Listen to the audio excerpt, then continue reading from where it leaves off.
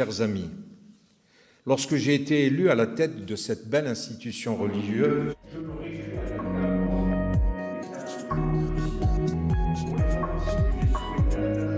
ce message, vous l'incarnerez aussi dans vos pensées, dans vos décisions, jusqu'en dans vos gestes. Vous devrez être habité par l'esprit du dialogue et de l'ouverture sur la société et sur le monde contemporain. ونحن هنا في هذا اللقاء بتمثيل الحكومة الجزائرية نسعى مع القائمين على مؤسسة مسجد باريس الكبير لكي نضمن الحياة الروحية للمسلمين مندمجين داخل المجتمع الفرنسي.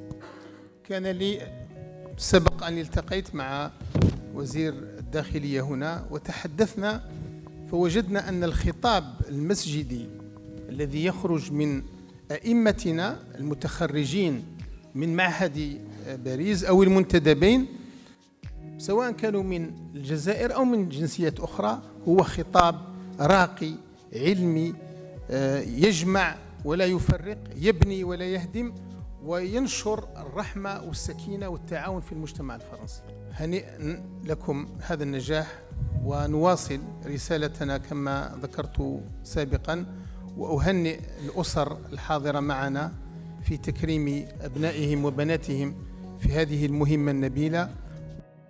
Monsieur le ministre, monsieur le recteur, moi j'ai été très sensible à vos propos, des propos d'une grande élévation, des propos de paix, des propos de tolérance, des propos de juste milieu, des propos d'une foi qui s'insère dans la société, dans le vivre ensemble, comme vous l'avez dit. Et évidemment, vous entendre tous les deux tenir ces propos dans cette période est particulièrement important pour nous. Particulièrement important aussi dans cette journée où cette première promotion de ce nouveau système qui se met en place voit le jour. J'étais très sensible aussi au discours à la fois des professeurs et de l'étudiant, montrant quelle était la direction qui était recherchée. C'est vraiment un message très positif pour tout le monde. Nous n'ignorons pas que dans notre société, il y a des personnes qui portent d'autres messages que ces messages de paix, des messages de haine en France comme ailleurs, et que évidemment notre responsabilité collective, c'est d'arriver à montrer que ces messages ne sont pas les messages de la foi, ce sont des messages de personnes qui au contraire veulent nous diviser.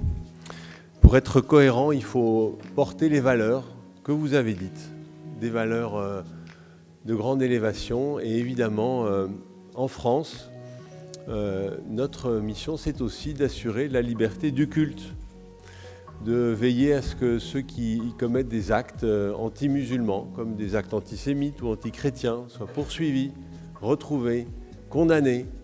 Je vous remercie de ce message très fort que vous portez aujourd'hui et que je vois dans l'assistance